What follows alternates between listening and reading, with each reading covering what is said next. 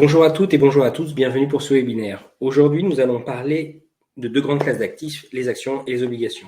Mais au-delà de leur opposition, l'enjeu est surtout de comprendre la stratégie à adopter en 2025 pour tirer parti de ces deux marchés complémentaires. Pour en parler aujourd'hui, nous avons le plaisir d'être accompagnés de deux experts. Ismaël Lecanu, gérant du fonds DNCA Invest Crédit Conviction. Bonjour Ismaël. Et Laurent Chauderge, porte-parole de la gestion et responsable ESG chez BDL Capital Management. Bonjour Laurent. Merci. Après 2 années consécutives records pour les actions, les obligations commencent à revenir en force, dans un contexte pourtant de forte incertitude, aussi bien pour les taux d'intérêt que l'évolution sur les marchés actions. Au programme, nous allons analyser ces tendances, explorer les opportunités et les risques, afin de vous apporter les solutions adaptées, optimales pour vos portefeuilles pour l'année 2025. N'hésitez pas à poser vos questions tout au long du webinaire, nous ferons un plaisir d'y répondre en fin de session.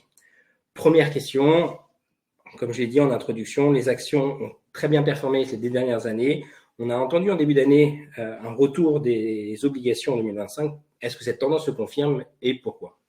Alors déjà, j'ai l'impression que ça fait 2 années qu'on dit que c'est l'année des obligations. On a toujours été plutôt assez prudent, mais c'est vrai que sur 2025, on a un élément qui est assez important, c'est que le cycle de baisse de taux est engagé. Donc ça, c'était pas le cas il y a encore 2 ans, c'était pas le cas il y a encore 1 an. Donc on a un comparatif qui est assez bon pour le marché obligataire. On a un taux de dépôt BCE qui est à 2,5%. On était à 4 il y a encore 12 mois. Donc on compare ça par rapport à ce qu'on peut trouver sur le marché obligataire. Aujourd'hui, on peut trouver sur le marché obligataire des obligations d'entreprise qui, en moyenne, obligations de bonne qualité, vont délivrer des rendements de 3,5%, un peu plus risqués de 5%. Donc, en fait, on a des rendements embarqués sur les marchés obligataires qui sont nettement supérieurs à ce taux de dépôt. Alors, ça dépend où il va atterrir, mais en tout cas, aujourd'hui, le point de départ, c'est que par rapport aux autres années, on a un portage embarqué sur les marchés obligataires qui est quand même assez protecteur. Donc, c'est une des raisons pour lesquelles on voit beaucoup de flux sur le marché obligataire. Très bien, merci. Après plusieurs années donc de performances exceptionnelles, on sent un petit essoufflement sur ce début d'année sur le marché action. Est-ce qu'on peut encore espérer des gains en 2025 ? Alors, je pense qu'il faut distinguer les régions aussi parce que les situations ne sont pas du tout les mêmes. On a, je pense, d'un côté les États-Unis qui ont effectivement eu des performances exceptionnelles les dernières années, tirées entre autres par une économie qui a fortement progressé. Et de l'autre côté, l'Europe qui a fait l'objet de beaucoup de pessimisme pendant longtemps et donc avec un environnement un peu déprécié. Et donc, ce qu'on voit aujourd'hui, et c'est un petit peu le sens de ce qui se passe depuis le début de l'année, c'est un début d'interrogation sur l'économie américaine et donc sur les marchés et donc une prise de profit. Cette partie d'interrogation vient notamment de la politique de Trump où on voit que comme il change d'avis tous les jours, à la fin on ne sait plus trop quoi faire et donc les décideurs commencent à prendre du temps avant justement d'investir, donc ça pèse sur l'économie américaine. Et de l'autre côté, on a l'Europe où on n'a pas de problème de valorisation puisqu'il y avait beaucoup de pessimisme. Et puis, on a un vrai plan de relance allemand qui a été annoncé la semaine dernière, qui est quelque chose d'historique et qui devrait aider l'Europe non seulement en 2025, mais sur les prochaines années.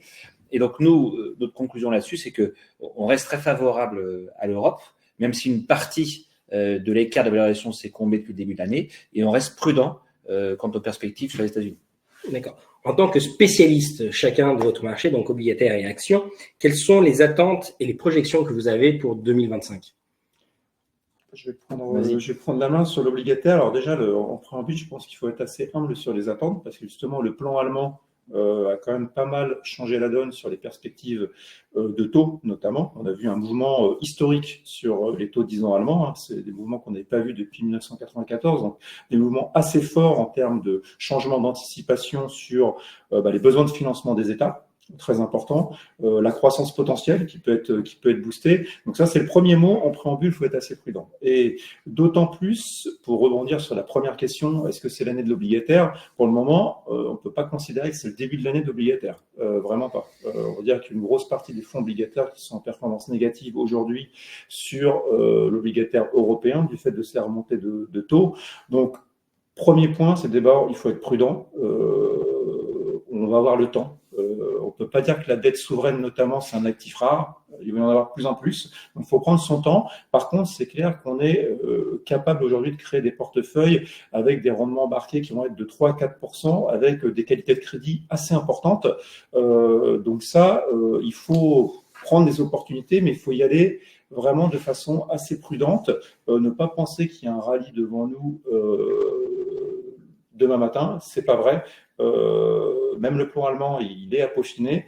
Il y a beaucoup de challenges dans l'économie globale. Donc, nous, là-dessus, on est plutôt une tendance assez vraiment prudente, c'est-à-dire on ne pense pas que les taux d'intérêt vont baisser fortement, notamment les taux d'intérêt de la BCE et même de la Fed. On voit des perspectives assez dures. Nous, on se dit un atterrissage entre 2,25 en Europe, typiquement sur les taux BCE, ce serait déjà très bien. Ça se trouve, on ne va pas aller en dessous de 2,25. Donc, ce qui veut dire, la perspective, elle n'est pas non plus, on n'attend pas 15% de perf sur le marché obligataire. Donc, voilà, il va falloir être assez prudent, jauger les datas, le plan de relance, les résultats des entreprises, et ça va être un peu notre plan pour cette année. Très bien, et donc pour le marché action? Nous, donc, on a eu une hausse de l'Europe d'à peu près 10% depuis le début de l'année. Donc, notre objectif aujourd'hui et notre recommandation, c'est d'être sélectif. On ne peut plus acheter juste l'Europe comme ça, il faut être sélectif à l'intérieur, sélectif sur les titres qu'on choisit et surtout sur les secteurs. Et donc, il faut être investi sur les secteurs qui vont bénéficier des choses qu'on a décrites, notamment du plan allemand. Donc, une des conséquences pour nous du plan allemand, c'est ce qu'on a dit, c'est-à-dire que les taux longs remontent, donc il y a probablement une quantification de la courbe, et ça, c'est bon pour les valeurs notamment bancaires et cycliques. Donc, nous, on est exposé à ces secteurs-là. Et un autre secteur qui est vraiment gagnant de ce qui se passe, c'est le secteur de la construction et des infrastructures, à la fois parce que les résultats publiés au quatrième trimestre étaient bons, leurs perspectives sont bonnes pour 2025, et surtout, c'est un grand gagnant à la fois du plan allemand et d'une possible résolution du conflit en Ukraine. Donc, les trois secteurs pour nous qu'on privilégie, c'est la construction, infrastructure, les banques et les valeurs cycliques en général. Vous parliez des banques centrales et de l'impact. Est-ce qu'elles peuvent encore nous surprendre en 2025? Et quelles seraient les conséquences des différentes surprises des banques centrales sur vos marchés respectifs? Alors, ça dépend dans quel sens elles nous surprennent. Alors, aujourd'hui, c'est quand même compliqué qu'elles nous surprennent avec un mouvement, ce qu'on appelle dove, c'est-à-dire avec des baisses de taux assez prononcées. On voit les différents banquiers centraux. Nous, on écoute beaucoup Isabelle Schnabel, qui est vraiment très importante au sein de la Banque centrale européenne. On sent que pour elle, il faut arrêter la baisse des taux. Parce qu'en fait, les taux, ça se voit dans les études de la Banque centrale, n'ont plus d'impact sur la demande de crédit. En fait, ça, c'est popularisé dans toute l'Europe, que ce soit pour les entreprises ou les ménages, le niveau de taux d'intérêt n'a plus d'impact. Donc, c'est-à-dire qu'on n'est plus dans un cadre restrictif. Donc, c'est compliqué de voir la Banque centrale européenne continuer à baisser les taux agressivement si on n'est plus dans un cadre restrictif, factorisant en plus le plan de relance allemande.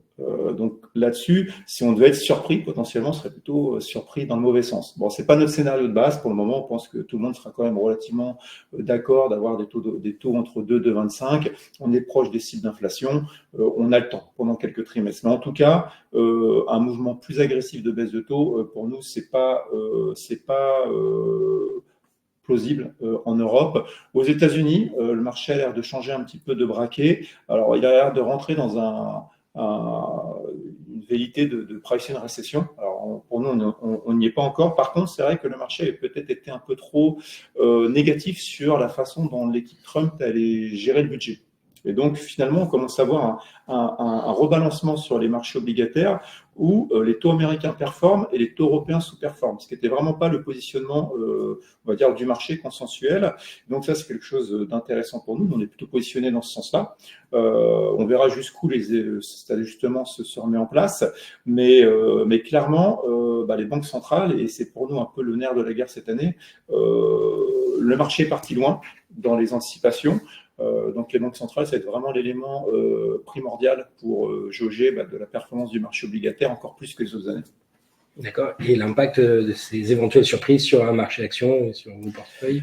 Alors nous, sur l'Europe, on s'attend quand même à ce que la BCE continue à baisser les taux peut-être 2 fois, mais effectivement, ça ne sera pas agressif. Et après, les États-Unis, c'est compliqué parce que c'est un peu, on appelle ça le zigzag. Donc, selon les jours, il se passe quelque chose de différent. Donc, il y a encore 2-3 semaines, il y avait plus de baisse de taux aux États-Unis, voire on commençait à réfléchir à des hausses de taux. Et maintenant, on a de nouveau des baisses de taux.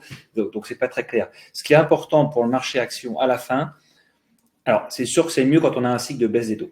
Mais à la fin, ce qui est le plus important, c'est l'activité économique et est-ce qu'on rentre en récession ou pas aux États-Unis. C'est-à-dire que si on arrête de baisser les taux aux États-Unis, mais qu'on ne rentre pas en récession, juste un ralentissement, ce n'est pas un gros sujet pour les marchés actions.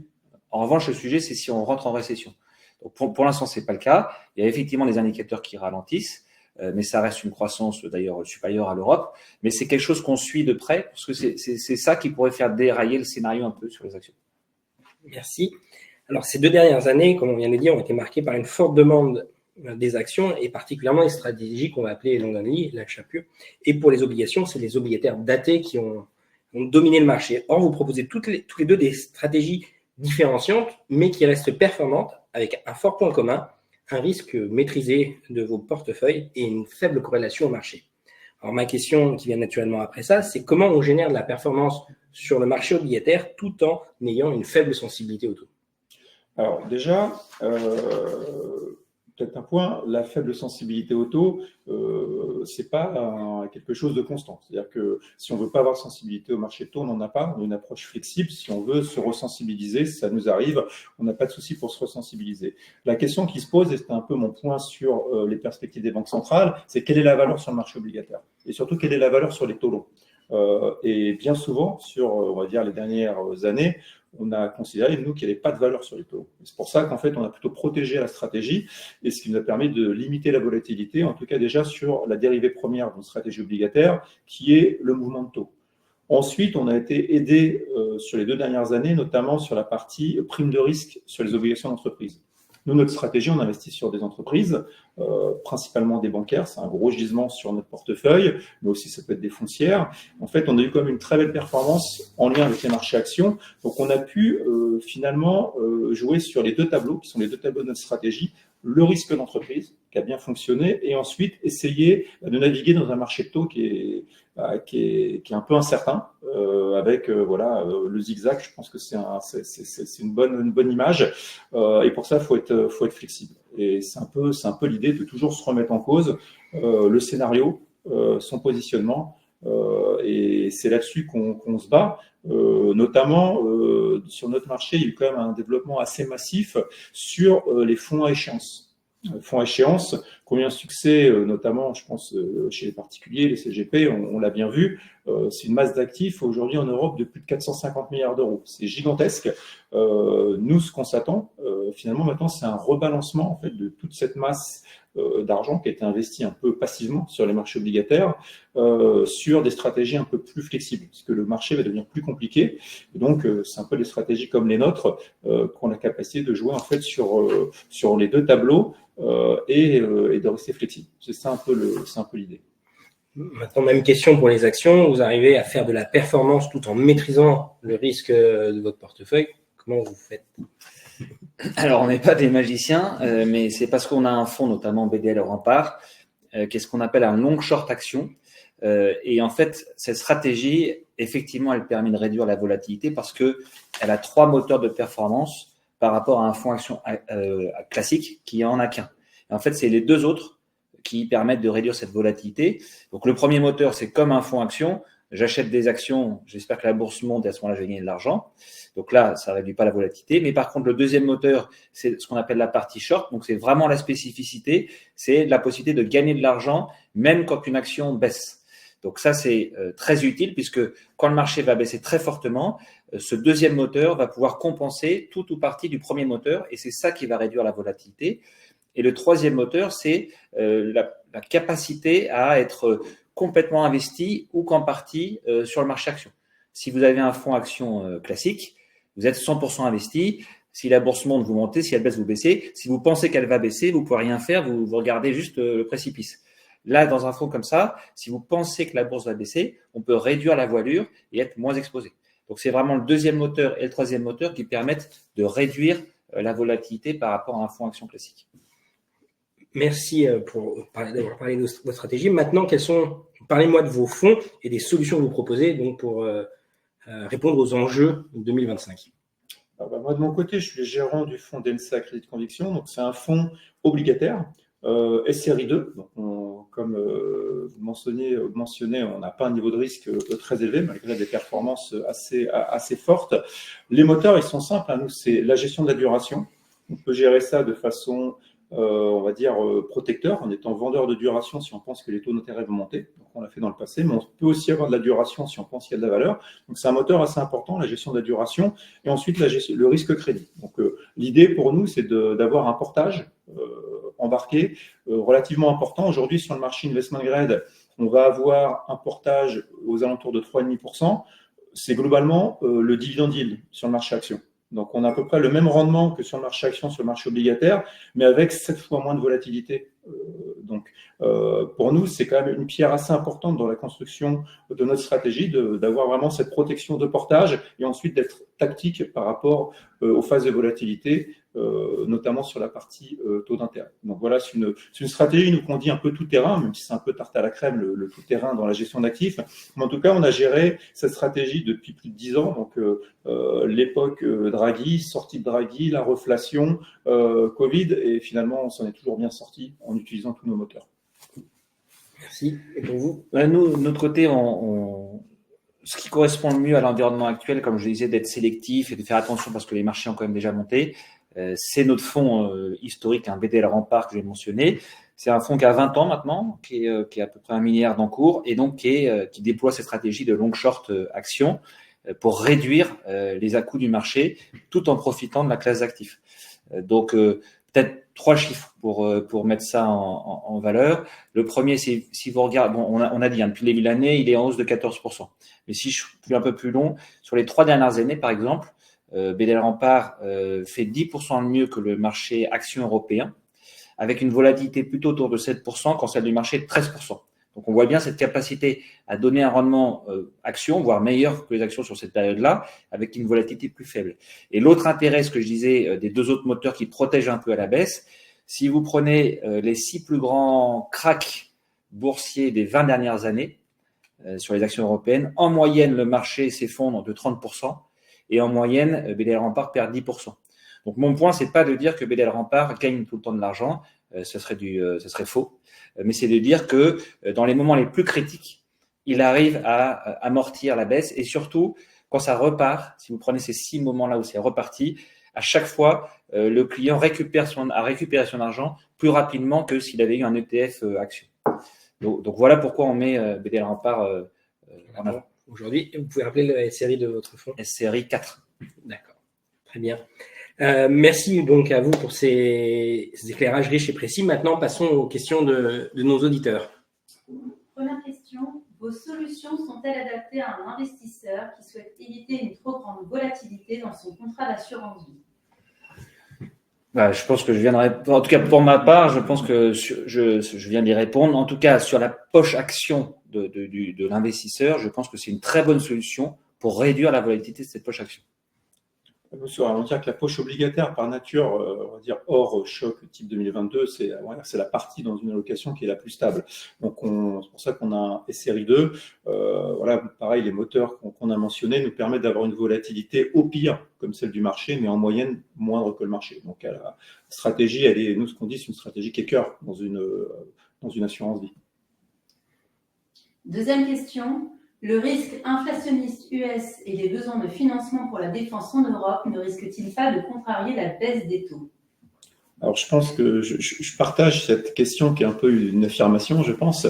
C'est que clairement, les programmes de financement, le fait de pouvoir émettre de la dette sans les comprendre dans les ratios de dette publique, non, c'est un vrai sujet. Pour nous, en fait, le refinancement des États fait partie d'un des plus gros éléments négatifs sur le marché obligataire. C'est pour ça qu'on a, dans notre positionnement, on est encore assez prudent malgré la remontée assez forte des rendements obligataires.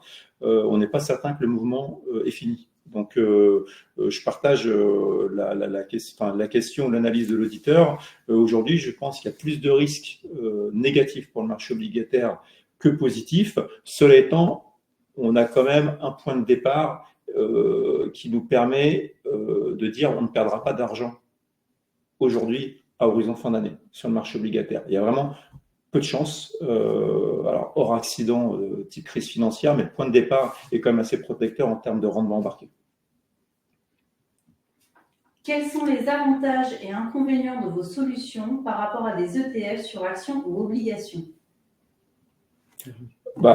Les avantages, je pense qu'on les a mentionnés. Il y en a beaucoup, c'est la flexibilité, ne pas être contraint par rapport à un squelette, on va dire, stable d'émetteurs, d'entreprises, éviter les biais sectoriels.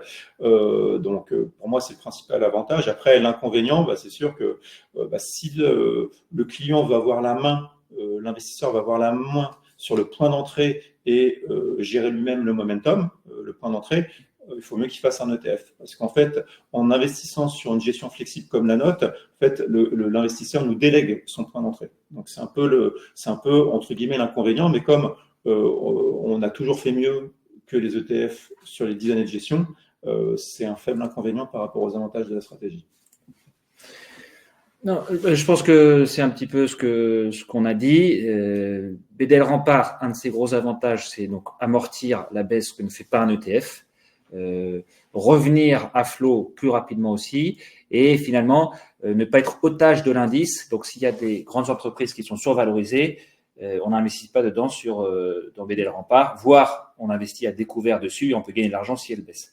Après, les inconvénients, c'est l'inconvénient de l'avantage, c'est-à-dire que BDL Rempart, de par la stratégie, est décorrélé des marchés actions. Donc ça, c'est très bien. Mais ça veut aussi dire qu'il ne bouge pas comme les marchés actions. Il peut y avoir des moments où le CAC 40 va prendre 10% et BDL Rempart ne va pas gagner d'argent ou être à 1%. Et à l'inverse, le CAC 40 va perdre 10% et BDL Rempart pourra en gagner. Donc, il faut comprendre que si on investit dans ce fonds-là, on peut regarder ce que fait la bourse et le marché actions à côté, mais les mouvements ne seront pas les mêmes. L'intérêt de ces deux stratégies, ça reste la diversification par rapport même à un ETF classique qui va suivre plus ou moins les mouvements de marché. Autre question, qu'est-ce qu'une obligation convertible ? Une obligation convertible, c'est une obligation avec l'optionnalité d'être convertie en action, donc en action ordinaire. Donc en général, sur le marché, on va recevoir un coupon de la part de l'émetteur comme une obligation classique avec un rang de seniorité plutôt senior, donc un beau rang, mais par contre, on va avoir la possibilité de convertir cette obligation dans une action. Donc, ça permet en général aux gérants obligataires comme nous de rester investis sur l'obligé, mais de prendre un petit peu la performance du marché action, puisqu'on va avoir ce qu'on appelle un delta, on va avoir une sensibilité au marché action. Donc ça, c'est assez intéressant pour les stratégies obligataires, pour diversifier un petit peu les sources de performance. Et vous en avez du coup dans votre… Ouais, nous, on s'est fixé une limite de 5%, on a à peu près 5% d'obligations convertibles, uniquement en titre vif, c'est-à-dire qu'on achète vraiment des histoires d'entreprises. Donc nous, ce qu'on va aimer, c'est des entreprises sur lesquelles on a une bonne visibilité. On aime bien les compagnies aériennes, par exemple, ou des compagnies de loisirs, type TUI, IAG, pour les compagnies aériennes. Donc, compagnie qui fonctionne bien. Donc, on a une sensibilité sur l'action qui est aux alentours de 50%. Donc, on prend 50% de la hausse. Par contre, on a une protection, on a ce qu'on appelle un plancher obligataire, puisqu'on va être remboursé au pair sur cette obligation. Donc, c'est l'avantage. On ne prendra pas toute la hausse du marché action. On en prend une partie. Par contre, on ne prendra pas la baisse. Donc, ça, c'est un instrument assez intéressant. Dernière question. Vous êtes responsable ESG. L'ESG, est-ce un atout pour la performance à long terme ou un frein en période de forte volatilité ? Déjà, l'ESG, je pense que ça, c'est pas quelque chose de séparé du reste. Hein. Ça fait partie de l'analyse de chaque entreprise dans laquelle on investit. Et pour nous, ce qu'on regarde surtout, c'est dans quelle mesure l'ESG soit fait porter un risque important à l'investissement. Donc, un exemple classique, c'est que si vous investissez dans des métiers qui sont très intensifs en CO2, par exemple des cimentiers, des verriers, votre risque là, c'est que ces sociétés-là n'arrivent pas à se réinventer et à produire du ciment bas carbone. Et là, elles vont payer des grosses amendes. Donc là, l'ESG a un vrai impact négatif sur la valeur de l'entreprise. Et après, dans quelle mesure, de temps en temps, l'ESG peut être créateur de valeur pour l'entreprise. Et donc, par exemple, on a un autre fonds chez BDL qui s'appelle BDL Transition, où là, on investit dans 4 transitions, la mobilité, la santé, le digital et l'énergie et l'écologie, où là, en fait, on va trouver des micro-thématiques de durabilité qui sont liées au développement de l'ESG et qui, si l'entreprise est bien positionnée et leader dans cette micro-thématique, elle aura plus de croissance que la moyenne et une meilleure rentabilité. Merci à tous pour ces questions. Merci à vous de nous avoir répondu. Donc, merci à nos experts Ismaël Lecanu, gérant du fonds DNCA Invest Crédit Conviction, et Laurent Chaudreuge, porte-parole de la gestion et donc responsable ESG chez BDL Capital Management. Nous espérons que cet échange vous a permis de mieux comprendre et comment optimiser vos portefeuilles dans le contexte actuel. Si vous voulez approfondir ces différentes solutions, n'hésitez pas à contacter Altra Profit, soit par mail, soit en téléphonant à votre conseiller. Je vous souhaite à tous une excellente soirée. Je vous dis à très bientôt pour un nouveau webinaire.